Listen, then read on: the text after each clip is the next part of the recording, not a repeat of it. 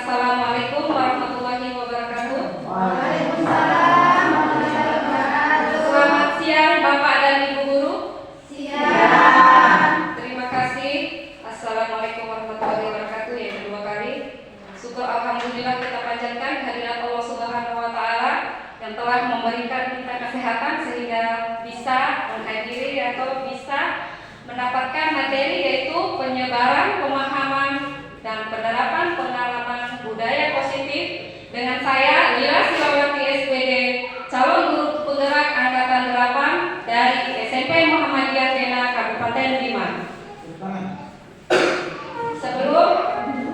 Sebelum saya memaparkan materi ini, terlebih dahulu kita ucapkan basmalah. Bismillahirrahmanirrahim. Baik, Bapak dan Ibu Guru, bagaimana semangatnya? Semangat. SMP Muhammadiyah luar Biasa. Oke, sebelum saya memasuki atau memberikan pemaparan ini, saya ingin bertanya kepada Bapak dan Ibu Guru. Masalah budaya positif, apa yang Bapak Ibu Guru ketahui masalah budaya positif atau yang terbesit di pikirannya tentang budaya positif? Siapa yang ingin memberikan pendapatnya, Ibu Maria, tentang budaya positif? Jujur, apalagi? Jujur? Disiplin. Apalagi? Menghargai teman. Datang tepat waktu, budaya positif apa tidak? Budaya positif itu banyak ya, datang tepat waktu, jujur, disiplin, bertanggung jawab, itu adalah budaya positif. Dari budaya positif ini kita akan terapkan di sekolah kita secara perlahan-perlahan ya. Tidak bisa langsung seperti dibilang orang sulap akan jadi, tapi kita akan mewujudkan dengan secara perlahan-lahan, sedikit demi sedikit, lama-lama menjadi bukit.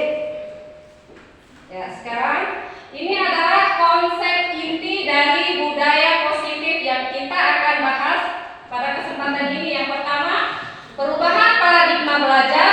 Kedua, budaya positif, nilai-nilai kebajikan, kebutuhan dasar manusia, motivasi perilaku manusia, posisi kontrol guru, keyakinan kelas, dan restitusi atau segitiga restitusi. Dari kedelapan komponen ini adalah konsep inti budaya positif yang kita akan bahas pada kesempatan ini. Di sini yang pertama, pembelajaran paradigma baru. Di sini saya ingin bertanya kepada Bapak dan Ibu Guru. Ada istilah atau pernah mendengar istilah pembelajaran yang berpusat pada guru dan pembelajaran yang berpusat pada murid? Mungkin secara Bapak dan Ibu Guru, siapa yang ingin memberikan pendapatnya masalah pembelajaran yang berpusat pada guru dan pembelajaran yang berpusat pada siswa? Ibu Maria, bagaimana? Yang berpusat pada siswa, pembelajaran bagaimana?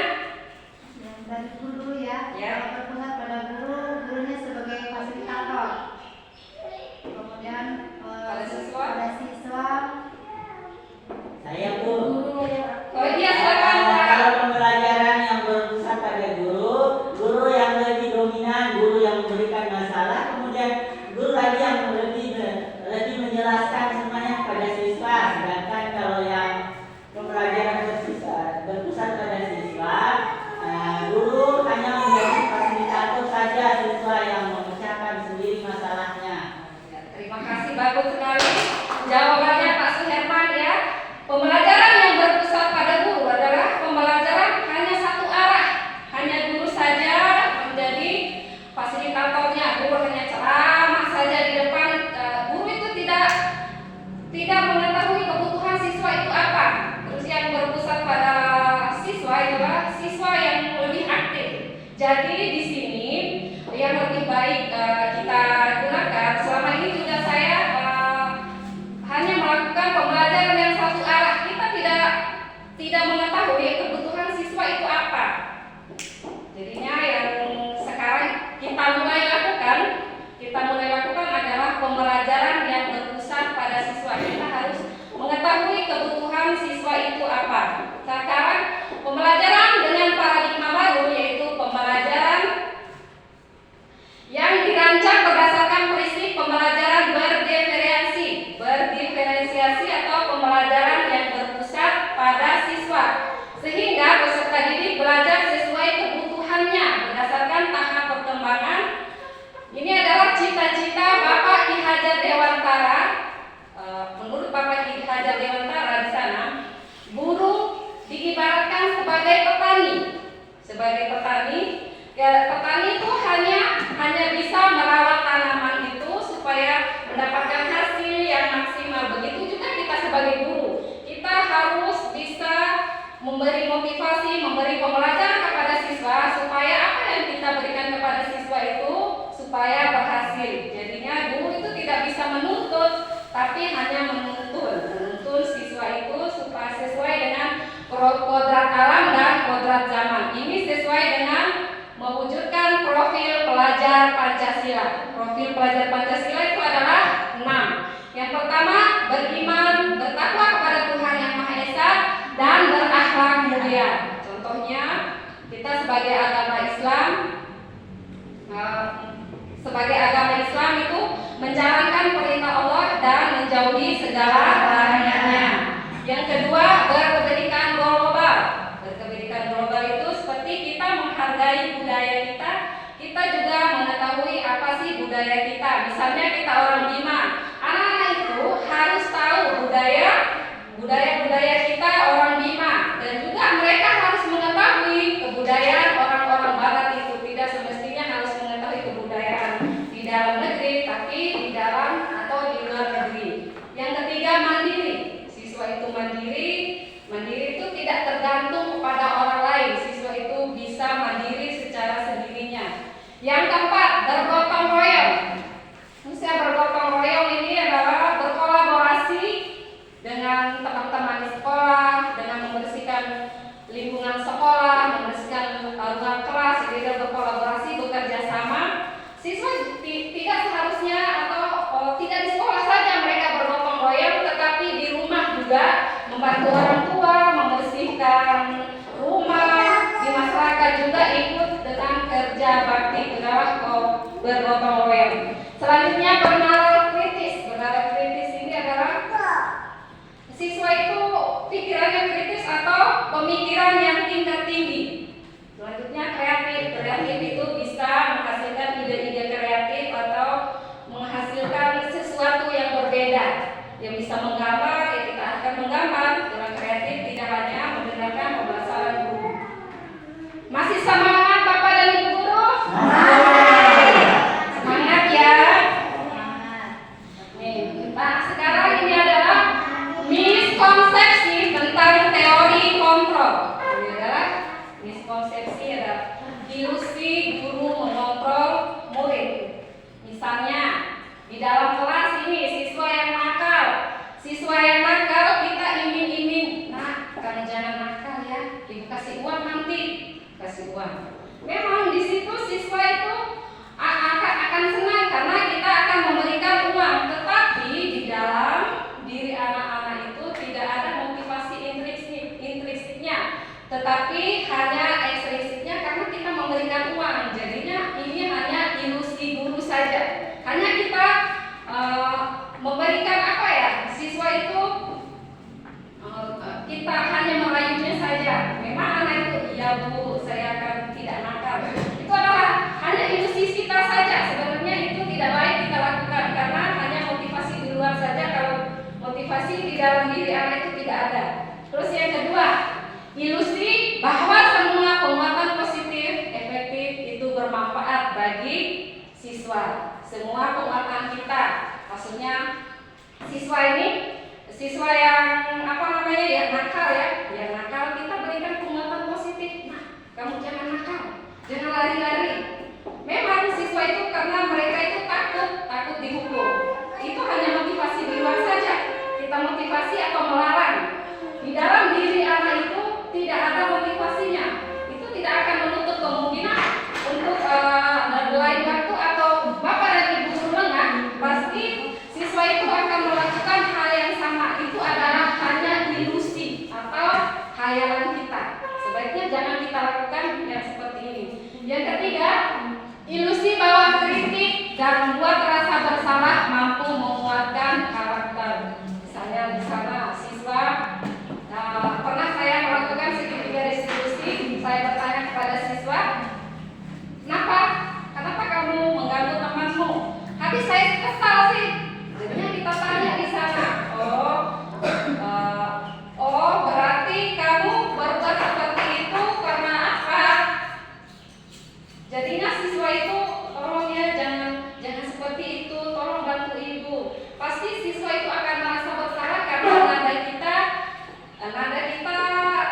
lembut ya, tidak terlalu kasar. Dia akan merasa bersalah walaupun dia berbuat salah, tapi nada kita lembut.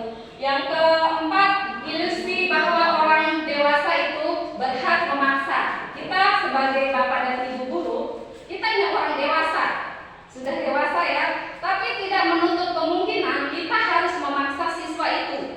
Misalnya kita paksa ini siswa di dalam kelas, kita memberikan soal 5 nomor, misalnya soal matematika. Pokoknya kamu harus mengerjakan soal 5 nomor ini. Kita tidak tahu kebutuhan siswa seperti apa. Iya Bu, supaya dia tidak takut kan, akhirnya dia kerjakan. Tetapi untuk lain hari atau lain waktu, siswa itu tidak akan mendengarkan kita karena tidak ada motivasi di dalam diri. Ini adalah ilusi. Sebaiknya yang ini jangan kita lakukan.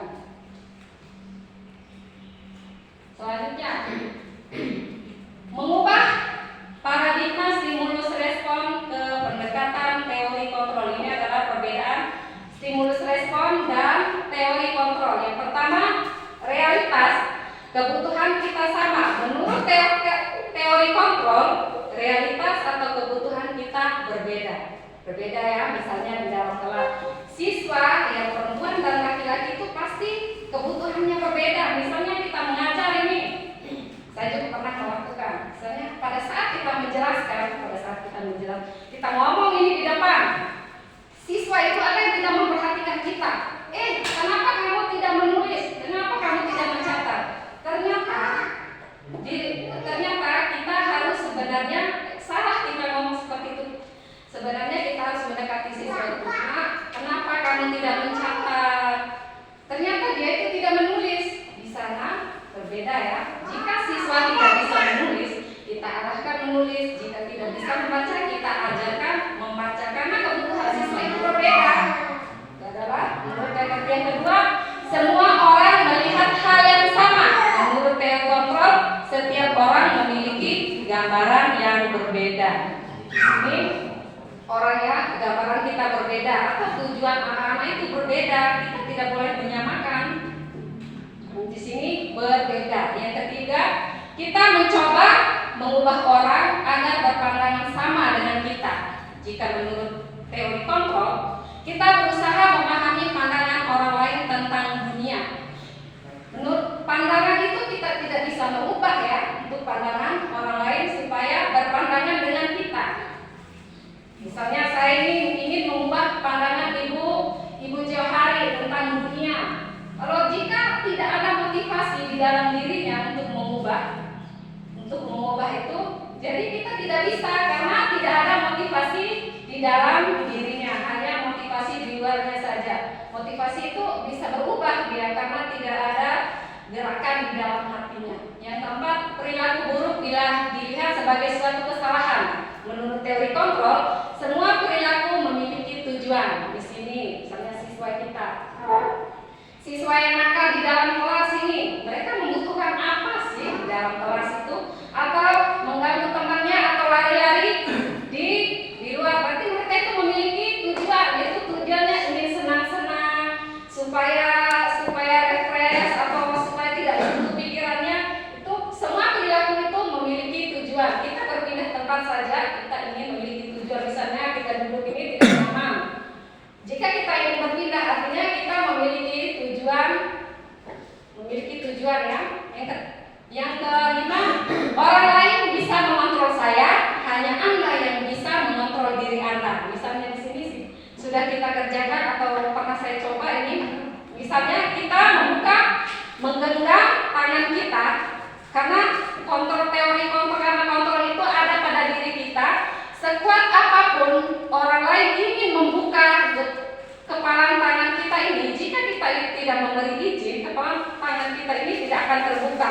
Karena kontrol itu ada pada diri kita, orang lain tidak bisa mengontrol kita. Hanya diri kita, orang lain hanya bisa mengontrol di luarnya saja, ekspresinya saja. Kalau ekspresi intrinsiknya kita saja yang bisa mengontrol diri kita sendiri. Orang lain tidak bisa mengontrol. Saya saja, Bapak dan Ibu guru tidak bisa mengontrol saya, hanya bisa mengontrol luarnya saja, tapi tidak tahu apa yang saya pikirkan di dalam. Adalah bisa mengontrol diri Anda. Selanjutnya,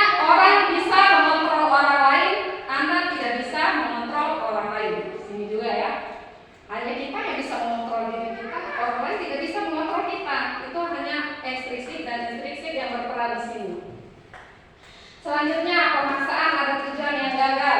Yang terakhir, model berpikir menang kalah. Di sini siswa kita arahkan ya. Sebenarnya harus model berpikir menang-menang. Jika kita pakai model berpikir menang kalah, siswa itu akan apa ya? Motivasinya akan hilang. Misalnya kita kamu kalah, kamu kalau menang nanti emosinya akan berubah. Sebaiknya kita menggunakan berpikir menang-menang supaya sama maksud walaupun kalah dan menang, tapi harus kita pakai berpikir menang-menang, artinya sama, tidak ada yang dirugikan. Masih semangat Bapak dan Ibu guru? Terima kasih. Selanjutnya, di sini disiplin positif. Disiplin positif merupakan salah satu cara penerapan disiplin yang bertujuan menumbuhkan kesadaran serta memberdayakan peserta didik tanpa imbalan atau penghargaan, ancaman atau hukuman. Selanjutnya, sebagai pendidik tujuan kita adalah menciptakan peserta didik yang memiliki disiplin diri sehingga mereka berperilaku mengacu kepada nilai-nilai kebajikan, universal dan memiliki motivasi intrinsik dan perubahan perilaku ke arah yang lebih baik. Ini adalah nilai-nilai kebajikan. Nilai-nilai kebajikan itu banyak sekali ya Bapak Ibu guru. Salah satunya tadi jujur, disiplin, bertanggung jawab, rasa aman, gembira, bukan nilai-nilainya ya. Berpikir positif, kreatif, kolaboratif, itu termasuk nilai-nilai kebajikan. Selanjutnya, ya nilai-nilai kebajikan. Nilai yang disepakati bersama lepas dari suku bangsa, agama, bahasa maupun latar belakang. Ini contoh nilai kebajikan institusi organisasi. Yang pertama, profil pelajar Pancasila, beriman dan bertakwa kepada Tuhan Yang Maha Esa dan berakhlak mulia, berkebenekaan global, gotong royong, mandiri, kreatif dan bernalar kritis. Yang kedua, Ego Primarius Program atau pendidikan itu toleransi, rasa hormat, integritas, mandiri, menghargai, antusias, empati, keingintahuan, kreativitas, kerjasama, percaya diri, dan komitmen. Selanjutnya, keterampilan hidup atau life skill, dapat dipercaya, lurus hati, pendengar yang aktif, tidak merendahkan orang lain, dan memberikan hal atau terbaik dari diri. Itulah adalah nilai-nilai kebajikan selain yang saya sebutkan tadi. Nah, di sini ini adalah kebutuhan dasar manusia, kebutuhan kita dan kebutuhan anak-anak kita. Sini ada gambar ya, yang suka olahraga kita arahkan ke olahraga, itu adalah kebutuhannya. Yang suka memancing kita arahkan motivasinya untuk memancing. Kebutuhan dasar manusia adalah segala sesuatu yang kita lakukan untuk mendapatkan apa yang kita inginkan. Seluruh tindakan yang kita lakukan memiliki tujuan tertentu, dan semua usaha terbaik dilakukan adalah dalam rangka agar kebutuhan dasar kita terpenuhi dengan baik. Apa yang kita lakukan pasti ada tujuannya, yaitu berbuat baik sesuai dengan disiplin positif. Apa yang kita lakukan pasti memiliki tujuan tertentu.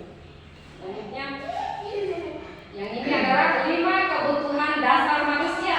Yang ini adalah 5 kebutuhan siswa kita yang harus dipenuhi. Contohnya bertahan hidup. Bertahan hidup itu seperti makanan, pakaian, tempat tinggal, keamanan dan kesehatan. Ini tentang bertahan hidup. Di dalam kelas ini saya pernah melakukan atau sering saya lakukan sebelum saya mengikuti guru penggerak. Ternyata yang saya lakukan di kelas itu masih salah. Pada saat saya menjelaskan pasti saya marah ini. Pada saat saya menjelaskan, anak itu ada yang tidur, ada yang tidak senang mendengarkan penjelasan kita. Seharusnya siswa yang seperti itu kita harus datangi dia, kita tanya, jangan kita memanggilnya sejauh. Dia tidak akan mendengarkan, tetap dia akan seperti itu. Jadi kita harus tanyakan, nah kenapa sih kamu tidak bersemangat dengan pelajaran ibu? Anak itu akan menjawab, saya lapar bu. Nah ternyata kebutuhan siswa itu dalam kelas, saya lapar Bu, ternyata yang mereka butuhkan itu adalah makan. Yang kedua, kasih sayang dan rasa diterima. Rasa diterima, diperdulikan, berbagi, kerjasama menjadi bagian dalam kelompok. Dan ini juga di dalam kelas. Ini adalah di dalam kelas. Yang ini pernah saya lakukan dan sering saya lakukan. Saya tidak tahu dengan Bapak dan Ibu guru, saya pernah lakukan misalnya dalam kerja kelompok ini. Ada siswa yang duduknya sendirian, tidak mau berkelompok dengan temannya. Seharusnya siswa yang seperti itu kita atur, kita masukkan di dalam kelompoknya. Jadi dia itu ingin diperdulikan. Siswa yang seperti itu ingin diperdulikan, dia itu ingin diterima. Bagaimana posisinya supaya siswa itu aktif di dalam kelompoknya. Dia ingin diterima. Jangan kita biarkan siswa yang tidak mau aktif dalam kelompoknya. Kita harus tanya dia, artinya dia itu ingin kasih sayang dan rasa diterima. Yang ketiga, penguasaan. Harga diri, keinginan untuk dianggap, menginspirasi prestasi atau ingin diakui. Dan ini juga masih saya lakukan. Misalnya di sini harga diri, ingin memimpinkan, ingin diakui. Siswa itu sebenarnya siswa yang nakal atau apa itu kita harus dengarkan apa yang dia inginkan, apa yang dia diakui, apa yang mau didengarkan. Kalau kesahnya misalnya, Bu, saya ini seperti ini, kenapa ya? Dia seperti seharusnya ternyata siswa itu ingin didengarkan. Misalnya nakal itu seharusnya kita tanya kenapa itu dia nakal. Jadi dia itu ingin diakui bahwa dia itu berada di kelas itu. Bukan tujuan apa-apa ya sebenarnya siswa yang nakal itu, ternyata mereka itu ingin diakui, mereka itu ada di situ. Selama ini kan pasti kita ada yang cuek, kita cuekan, kita hanya merangkul yang hanya mendengarkan apa penjelasan kita. Itu kebutuhannya hanya ingin diakui. Selanjutnya kebebasan, mandiri, memiliki pilihan, mencoba hal baru, mampu mengendalikan dirinya ke arah yang lebih baik. Ini memiliki pilihan, siswa itu memiliki pilihan. Kita harus membebaskan siswa pilihannya. Misalnya, Bu, saya tidak ingin belajar yang itu, belajar yang lain dong. Jadi siswa itu memiliki kebutuhan, yaitu tidak ingin belajar yang itu. Oh iya, berarti kita arahkan topiknya yang lainnya. Bisa seperti itu. Jadinya kita ubah sedikit-sedikit sesuai dengan kebutuhan siswa itu. Saya tidak bisa menulis. Kalau tidak bisa menulis, dengarkan saja ya. Saya tidak bisa mendengar apa-apa ya, dilihat saja atau diperhatikan ya. Misalnya ada yang pendengarannya salah atau apa, itu sesuai dengan kebutuhan siswa. Selama ini siswa yang tidak bisa menulis, kita paksa untuk menulis. Mereka harus menulis apa? Harus kita bebaskan siswa itu. Yang kelima, kesenangan, bermain nomor. Nah di sini, apalagi siswa kita aktif sekali bermain, tertawa, lari-lari. Sebenarnya itu kita itu merasa risih karena siswa itu kejar-kejaran atau apa. Ternyata itu adalah kebutuhan siswa itu. Kebutuhan adalah kebutuhan dasarnya. Biarkan mereka bermain, tertawa, tapi ada batasnya ya. Jangan sampai tertawa, terbahak-bahak pada saat mata pelajaran. Ada waktunya, itu adalah merupakan kebutuhannya. Selanjutnya, ini adalah motivasi perilaku manusia. Dari tadi sudah saya menjelaskan motivasi itu ada dua, dari dalam dan dari luar. Yang pertama motivasi intrinsik, untuk menghindari ketidaknyamanan atau hukum. Misalnya siswa yang datang terlambat ini. Misalnya saya contohkan satu siswa ya di kelas 2 Ramdan, kita tanya, kamu kenapa datang terlambat? Maaf Bu, saya terlambat bangun tidur. Besok jangan terlambat lagi ya nak. Iya Bu, saya akan datang tepat waktu. Karena dia berkata seperti itu supaya dia menghindari hukumannya. Itu tidak menutup kemungkinan siswa itu akan melakukan kesalahan lagi karena tidak ada motivasi di dalamnya. Hari ini oke, kita bilang kamu jangan terlambat, ya baik Bu, saya tidak akan terlambat. Kita tidak tahu jika kita banyak, anak itu pasti akan melakukan hal yang sama karena motivasi di dalam dirinya itu tidak ada. Yang kedua, untuk mendapatkan atau imbalan penghargaan dari orang lain. Yang ini juga ya, ternyata motivasi ini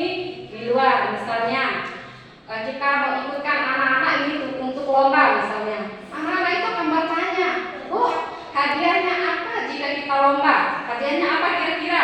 Uang berapa? Bisa kita sebutkan uang 200.000 yang juara 1. Kenapa sedikit sekali? Saya tidak mau ikut Bu karena hadiahnya sedikit. Nah di sini itu adalah hanya motivasi di luar saja, karena dia hanya melihat hadiahnya saja atau imbalannya. Jika ada motivasi di dalam diri, dia tidak akan memandang hadiah itu atau apa di luarnya.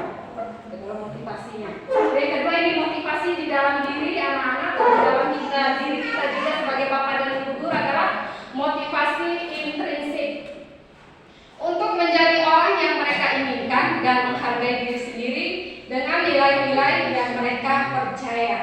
Kalau ada motivasi di dalam diri, kita bisa menjadi orang yang lebih baik, bisa dihargai karena jika ada motivasi di dalam diri, orang tidak bisa mempengaruhi kita. Misalnya, ayo kita main itu, usaha kita ke sekolah, ini seperti siswa, dan usaha ikuti mata pelajaran ibu itu.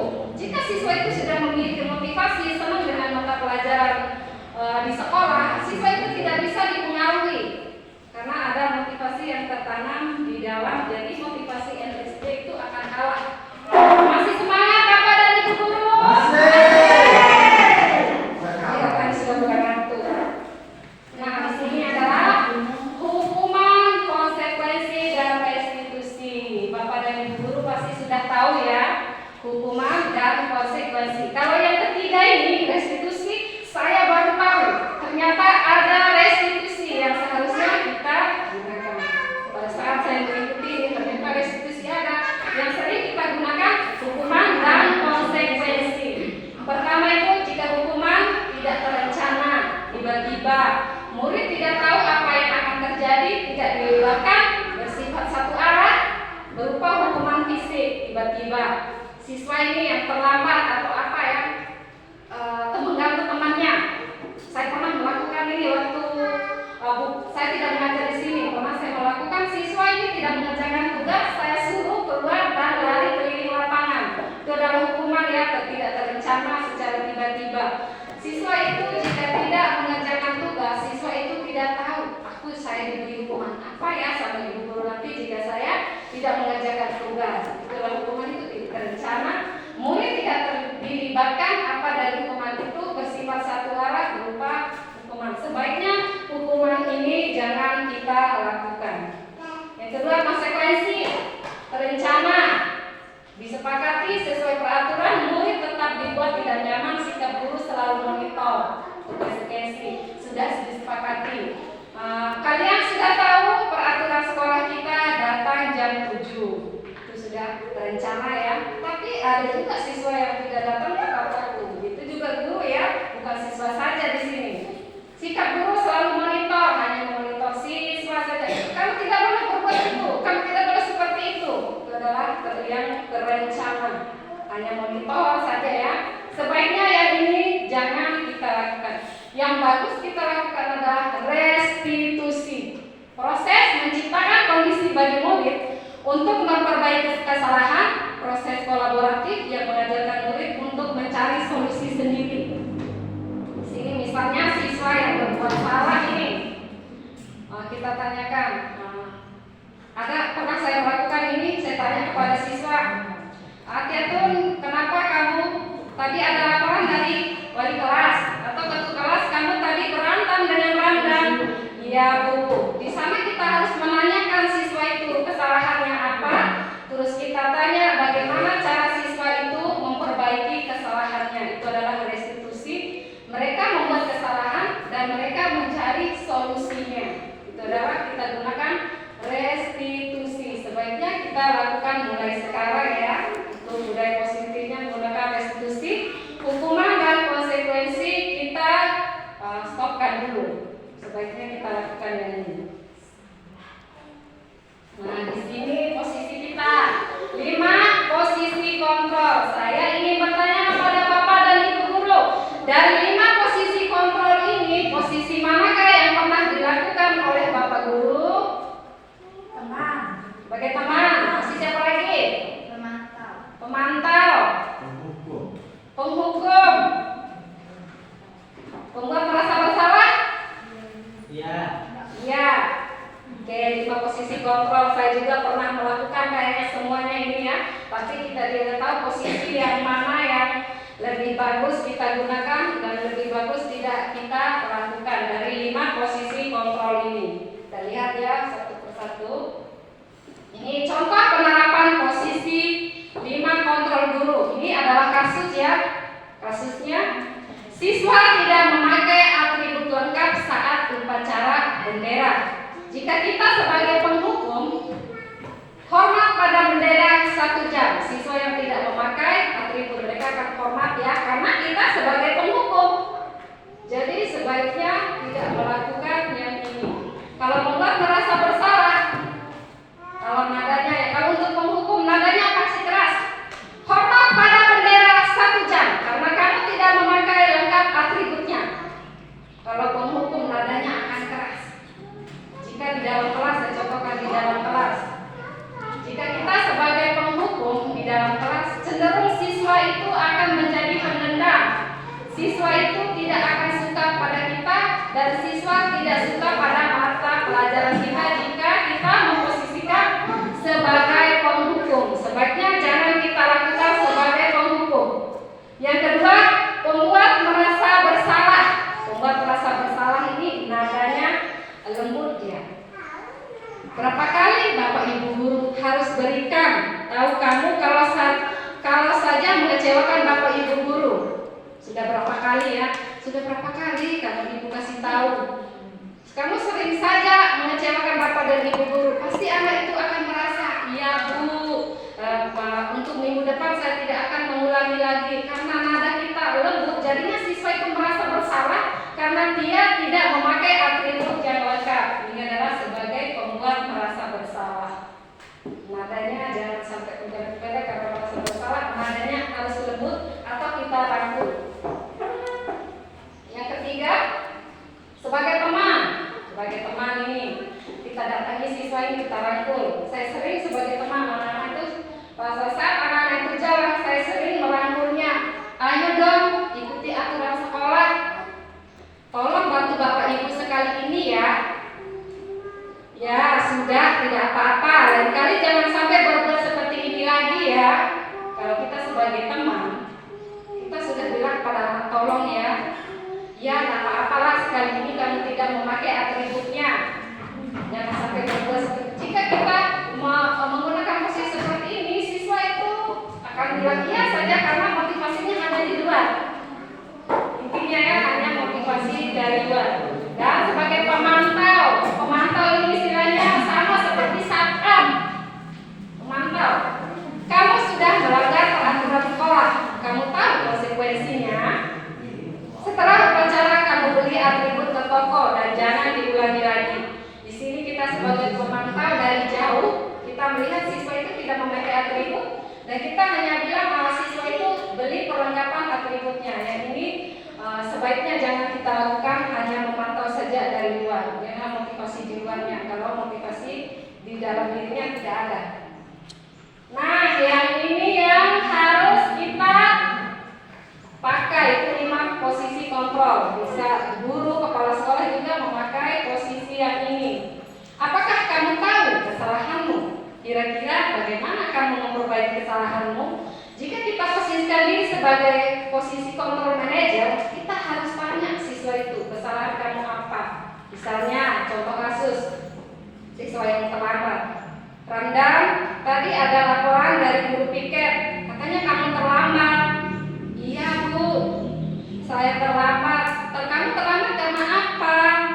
Saya telat tidur karena main HP.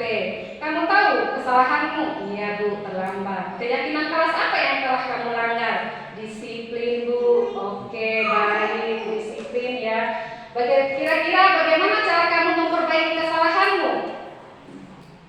Iya Bu, saya akan tidur lebih cepat dan memasang alarm.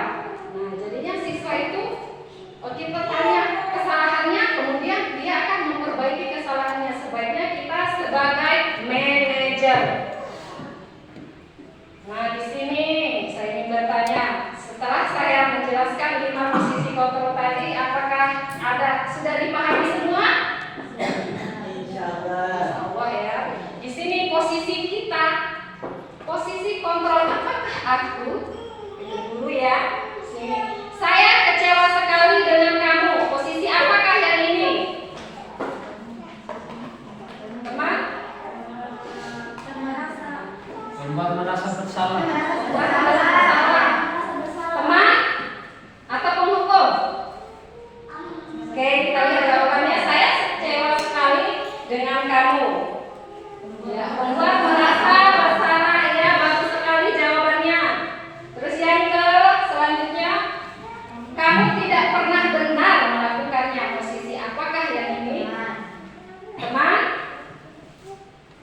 Apa lagi? Lagi teman? Penghukum? Memantau? Sebagai apa ya? Oke, sebagai penghukum, kamu tidak pernah benar melakukannya ya. Adalah nadanya Judas. Ya. Apa rencanamu untuk menyelesaikan masalah ini? Sebagai apa yang posisi apa yang ini? Manajer. Manajer? Ya, meja. Manajer ya? Oke, kita lihat. Ya, bagus sekali rencana ya. Di sini kita tanya siswa itu menyelesaikan masalahnya, berarti sebagai manajer. Ayolah lakukan demi Bapak Ibu ya. Sebagai Teman, semangat. Oke, bagus sekali sebagai teman. Kamu tidak pernah mendapat nilai jika tidak mengerjakan tugas. Sebagai apa ini? Pemantau. Pemantau. Coba kita lihat. Iya, bagus ya. Berarti sudah paham ya. Terima kasih. Nah, sekarang masih semangat? Dan ini mengapa keyakinan kelas? Mengapa bukan peraturan kelas? Ada yang bisa memberikan jawabannya, keyakinan itu apa atau peraturan itu apa? Mengapa keyakinan kelas? Mengapa bukan peraturan kelas? Keyakinan kelas adalah keyakinan mengakui kesalahan yang dibuat oleh dirinya sendiri atau siswa tersebut, sedangkan peraturan kelas artinya peraturan yang disepakati dalam ruangan kelas baik guru maupun murid yang harus taat pada peraturan yang dibuat. Terima kasih Pak Arha, bagus sekali jawabannya ya.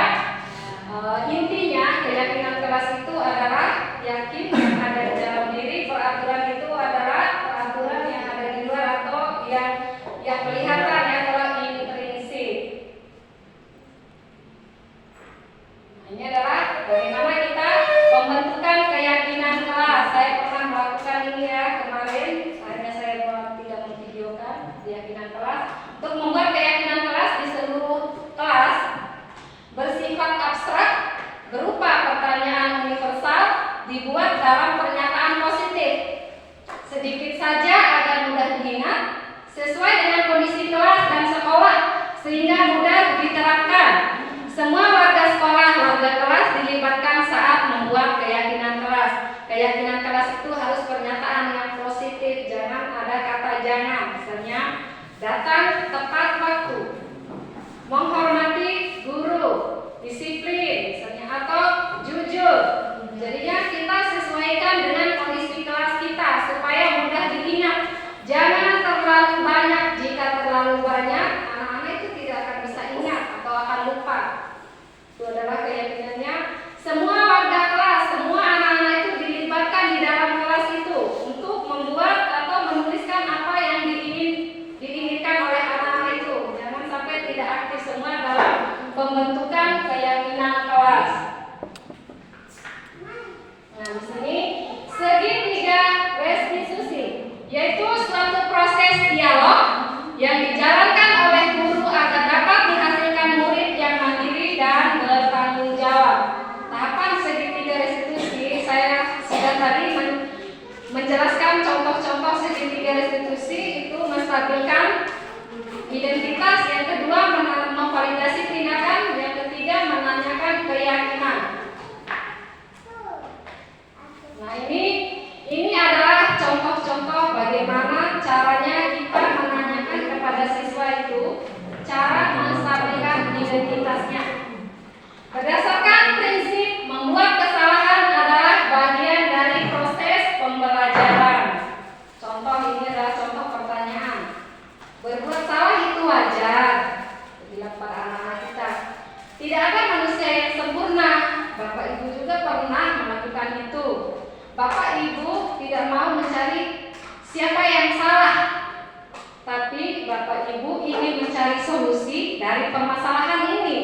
Kamu berhak merasa begitu. Ini adalah contoh-contoh pertanyaan yang kita harus tanyakan kepada siswa untuk menstabilkan identitas mereka. Karena kesalahan adalah bagian dari proses pembelajaran. Yang kedua, validasi tindakan yang salah. Berdasarkan prinsip, setiap perilaku berupaya memenuhi suatu kebutuhan tertentu. Contoh pertanyaannya, bagaimana cara memvalidasi tindakan yang salah? Kamu pasti punya alasan mengapa kamu melakukan hal itu.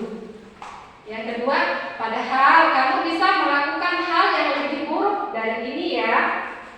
Kamu patut bangga karena telah kamu melindungi sesuatu yang penting buatmu.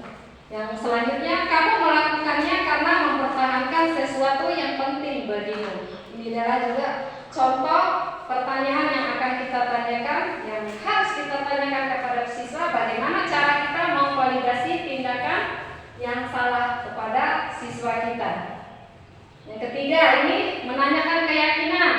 Berdasarkan prinsip teori kontrol bahwa pada dasarnya kita termotivasi secara intrinsik atau di dalam diri kita. Itu kita harus menanyakan keyakinan.